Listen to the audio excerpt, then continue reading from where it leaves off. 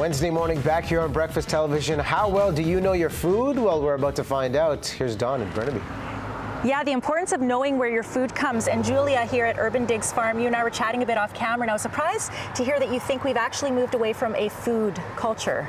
We've become a foodie culture. Everyone has pictures of their food at the restaurant on their iPhone, but who's actually preparing food at home anymore? We've moved away from that. Families don't get together and prepare food and sit around a table together and eat a meal. And you know what's great is here at Urban Digs Farm is you really focus on the importance of the food, how it's grown, the sustainability of it, and it started with vegetables for you. Absolutely. We wanted to be more self-sufficient personally in our own family. We started growing a few vegetables in the back garden.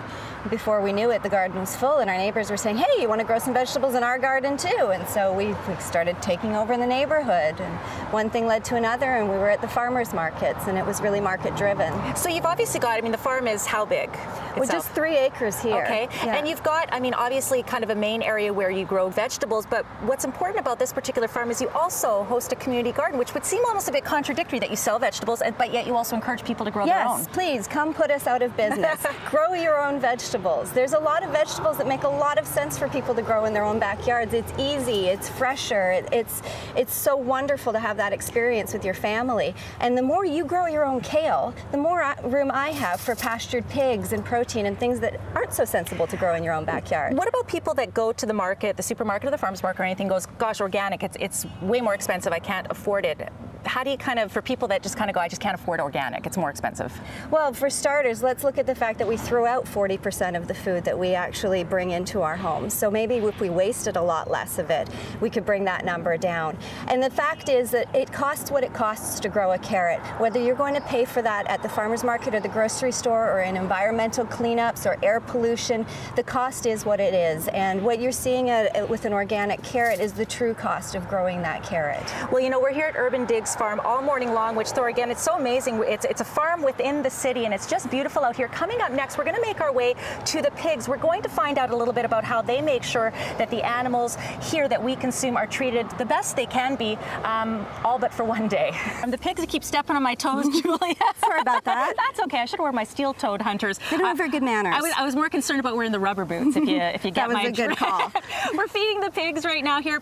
Before you do anything, I got to bananas. Yeah, bananas. We recover food waste from the city. We're in a major metropolitan center, and we generate a lot of food waste. So rather than sending it out to a really fossil fuel intensive compost facility, we're just turning it into bacon right here. That's fantastic. And yeah, it's kind of dispels the myth of like give the pigs just crap to eat to the slop. Yeah, our pigs are eating better than most people. They hardly get any commercial feed at all, in fact. You know, we were in the organic garden earlier talking about, obviously, for a lot of people, the importance of buying organic vegetables, which really has a lot to do with personal health.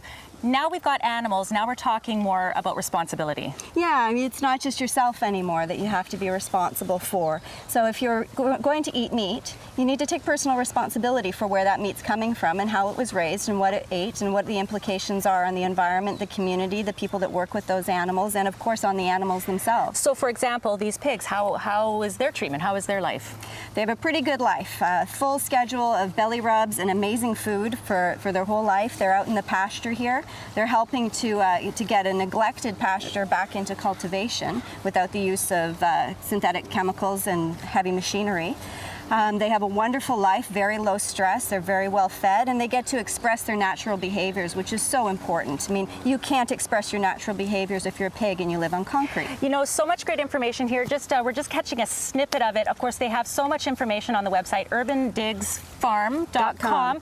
And by the way, you can make your way here every day at 2 o'clock. We've got more coming up from Urban Digs a little bit later in Burnaby.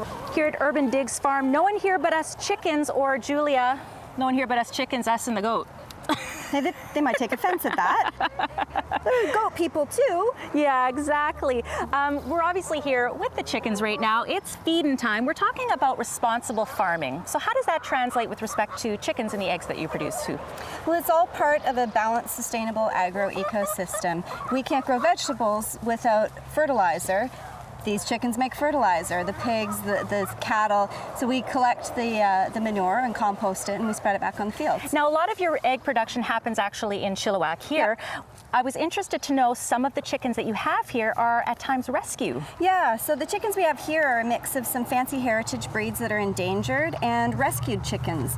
When there's lost and wayward chickens brought into the pound or found at the park, surprisingly a lot of chickens are found at the park, they usually end up here. So we leave them at the pound for a little while for a quarantine period to make sure they're healthy, and then they come here and we either rehome them or keep them.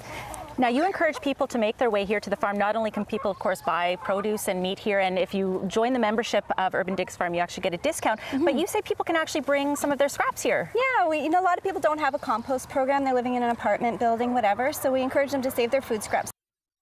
Come down and feed them to these starving creatures here, as you can see. And it's fun for the kids, and it really, closes that loop. Food waste and food production. And informing the kids and getting them excited about how food is grown. For more details, by the way, on Urban Digs Farm, they're very active on social media. You can also go to urbandigsfarm.com. Look at these guys.